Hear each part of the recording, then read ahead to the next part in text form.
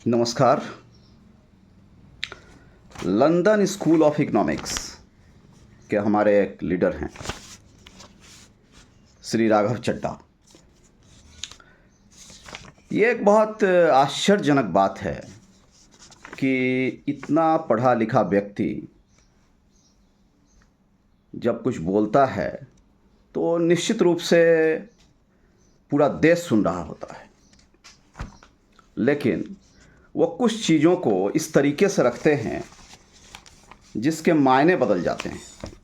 उन्होंने राज्यसभा में banking amendment bill पर चर्चा करते हुए कहा, सरकारी बैंक में किसी काम से जाना हो तो मान लीजिए उसके ग्राहक खराब चल रहे हैं।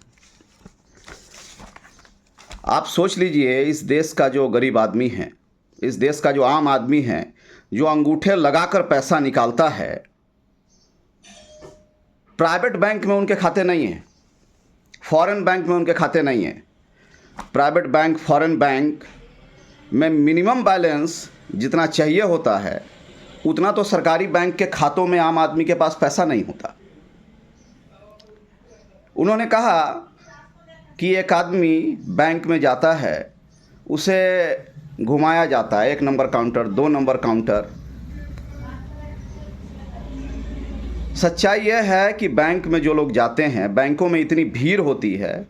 ये तो पब्लिक सेक्टर बैंक है। पब्लिक सेक्टर बैंक में पब्लिक की भीड़ होती है। खास लोगों का बैंक होता है private sector bank, foreign bank. ये आम आदमी का बैंक है। आम आदमी के बैंक में जब आम लोग जाते हैं, छोटे छोटे डिपॉजिटर जिनके खाते में 200 रुपये हैं वो भी जाते हैं, 5000 रुपये हैं वो भी जाते हैं, और लाइन तो लगेगी। स्वाभाविक है, किसी क्रम से तो काम करना होगा। लेकिन उन्होंने जिस तरीके से ये बात शुरू की, उन्होंने कहा कि सरकारी बैंकों में पंखे अपनी मर्जी से घूमते रहते हैं। क्या मतलब है इसका साहब? कौन से जगह पे पंखों को आप डायरेक्शन देते हैं कि नहीं भाई आपको इतना घूमना है? मतलब कहने का अर्थ ये है कि उन्होंने जितनी बदनामी हो सकती थी, वो जितना जहर उगल सकते थे, उन्होंने उगला। सरकारी बैंकों के खिलाफ उगला। देश भर को यह विश्वास दिलाने की कोशिश की कि सरकारी बैंक कस्टमर सर्विस में सबसे पीछे हैं। मैं आपको बताना चाहता हूँ कि रिज़र्व बैंक की जिस रिपोर्ट की वो बात कर रहे थे, आप जब उस रिपोर्ट को देखेंगे, ORBIOs की ये रिपोर्ट है, ये रिपोर्ट को आप देखेंगे पेज नंबर 20। ये रिपोर्ट जो है ये आप देखेंगे, ये आप इसको पेज नंबर 20 में अगर आप देखेंगे कि इसमें फाइनेंशियल ईयर 21-22, 22-23, 23-24 का डाटा है। इसमें पब्लिक सेक्टर बैंक्स के कंप्लेन ग्रेजुअली 21-22, 22-23, 23-24 में घटे हैं, और प्राइवेट सेक्टर बैंक्स के कंप्लेन बढ़े हैं। 21-22, 22-23, 23-24 के दौरान इसके कंप्लेंट्स बढ़े हैं। तो कस्टमर सर्विस किसकी ठीक हो रही है और कस्टमर सर्विस किसकी ख़राब हो रही है, इस पे तो उन्होंने कुछ नहीं कहा। सबसे कमाल की बात है, इतना पढ़ा लिखा व्यक्ति, एक राज्यसभा का सदस्य, और उन्होंने जिस काम के लिए इस बिल को लाया गया, मैं आपको बताऊं, बैंकिंग लॉज अमेंडमेंट बिल 2024, इसमें आम आदमी के लिए सिर्फ एक चीज़ है, और वो चीज़ थी नॉमिनेशन। 4 नॉमिनी, 2 तरीके से इस नॉमिनी का प्रोविज़न किया गया है उसमें। इस पर उन्होंने कुछ नहीं कहा। ये क्या नॉमिनी है? एक है कि 4 लोगों का नाम अब दे देंगे। जिस क्रम में देंगे उस क्रम में जब जो खाता धारक हैं उनकी मृत्यु होने के बाद जो 4 लोग बचे रहेंगे, उसमें जो टॉप पर होंगे, 1 नंबर में जो नॉमिनी होंगे उनको वो सारा क्लेम दे दिया जाएगा। अगर 1 नंबर नहीं होंगे नॉमिनी तो 2 नंबर को दे दिया जाएगा, 2 नहीं होंगे 3, 3 नहीं होंगे 4। एक तरीका ये है। दूसरा तरीका नॉमिनेशन का जो दिया गया है कि 4 लोग नॉमिनी होंगे, तय होगा किसको कितना मिलना है। इस पर उनको चर्चा करनी चाहिए थी, यह चर्चा का विषय भी था, लेकिन इस पर उन्होंने कुछ नहीं कहा। इसमें जितनी भी बातें थी उन सारी बातों में से उन्होंने, ऐसी कोई बात नहीं थी जो पब्लिक के लिए बेहद ज़रूरी थी, उनको समझ में आना था। लेकिन ये नॉमिनेशन समझ में आना था। अभी उन्होंने इस पर चर्चा नहीं की। उन्होंने सरकारी बैंकों पर जितना जहर उगल सकते थे उन्होंने उगला। सबसे कमाल की बात थी, उन्होंने कहा कि 2 बजे उन्होंने दिखाया कि उन्होंने अपने एक वक्तव्य में कहा कि 2 बजे लंच, और जब कस्टमर 2:15 में जाता है तो उनको पता चलता है कि लंच एक्सटेंड कर दिया गया है, कर्मचारी गुलाब जामुन खा रहे हैं।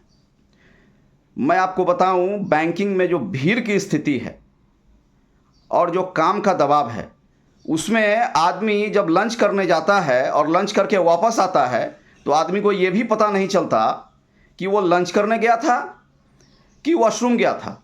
ये स्थिति है बैंक में। और ये जो एक्सटेंडेड आवर की बात है, ये सब राज्यसभा लोकसभा में होता है, ये हमारे बैंकों में नहीं होता। सरकारी बैंकों में इस तरह की चीज़ें नहीं होती है। ये उनको निश्चित रूप से जानना चाहिए। एक आम आदमी पार्टी आम आदमी की भावना ही नहीं समझ रहा है। आम आदमी पार्टी आम आदमी के बैंक को जितना नीचा दिखा सकता है उतना दिखा रहा है। प्राइवेट बैंक के अंदर जितने तरीके के चार्जेज और जितने तरीके के पैसे लिए जाते हैं वो सभी सरकारी बैंकों के ऊपर उन्होंने दिखा दिए कि ये सारे चार्जेज हैं, प्री क्लोजर चार्जेज हैं, फलाना हैं, ये हैं, वो हैं। उन्होंने कई तरीके की बात की। यह दुखद है, यह दुखद है। और पब्लिक सेक्टर बैंक जो सर्विस आप आज दे रही है वह दूसरे किसी के लिए संभव नहीं है।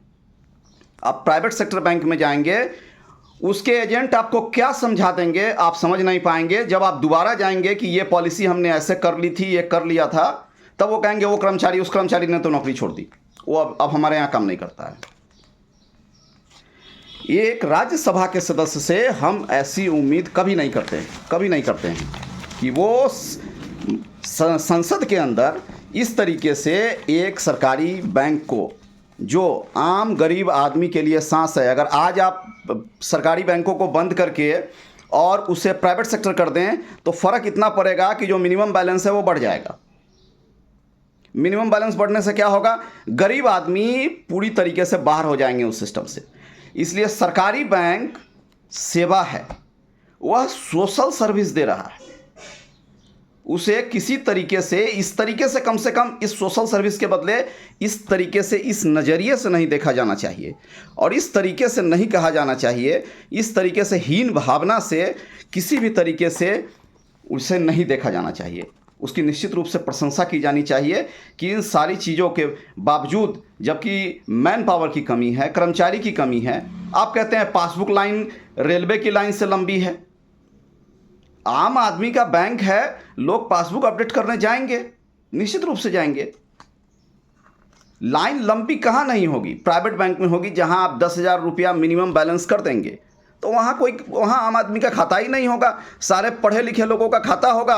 वो मोबाइल में लेके मोबाइल ऐप इंटरनेट के माध्यम से डाउनलोड करेंगे तो उनको ज़रूरत नहीं होगी लाइन लगाने की। आज भी जो सरकारी बैंक के जो ग्राहक हैं, जिनके पास जो पढ़े लिखे हैं, जो मोबाइल बैंकिंग यूज कर सकते हैं, वो लाइन नहीं लगाते हैं। इसलिए इस तरह का जो बयान है इसकी हम निंदा करते हैं और हम ये भी चाहते हैं कि राज्यसभा लोकसभा में जो सदस्य हैं उनके पर मिनट का खर्चा भी लाखों में आता है। वो जो जब भी ऐसा बिल आए तो बिल पे चर्चा की जाए, उसमें जो फ़ायदा नुकसान है उस पर चर्चा की जाए। इससे देश को भी फ़ायदा होगा, समाज को भी फ़ायदा होगा। उन्होंने एक बात और कही थी, एक इम्पॉर्टेंट बात उन्होंने कही थी कि बैंक नाम है विश्वास का, अधिकार का, न्याय का, समानता का। ये अभी तक तो मुझे समझ में नहीं आया है ये उन्होंने किस संदर्भ में कहा था। हाँ, ये अगर कहा जाता जुडिशरी के बारे में तो समझ में आता था, लेकिन बैंक के संदर्भ में ये जो बातें कही गई, ये बातें समझ में नहीं आई। कितने लोगों को समझ में आई ये तो ये वो लोग ही बता पाएंगे, इसका विश्लेषण कर पाएंगे जिनको समझ में आया है। तो बहुत सारी लच्छेदार बातें करके और जो सही फैक्ट है उस पर चर्चा ना करना, ये भी कहीं ना कहीं ये बताता है कि आपने इस अमेंडमेंट बिल को पढ़ा ही नहीं और आपने संसद में जो अपना वक्तव्य दिया सिर्फ वो इसलिए दिया ताकि वाहवाही हो सके, आप बाहर में प्रचार हो सके, लेकिन अंततः यह देश हित में नहीं है। धन्यवाद।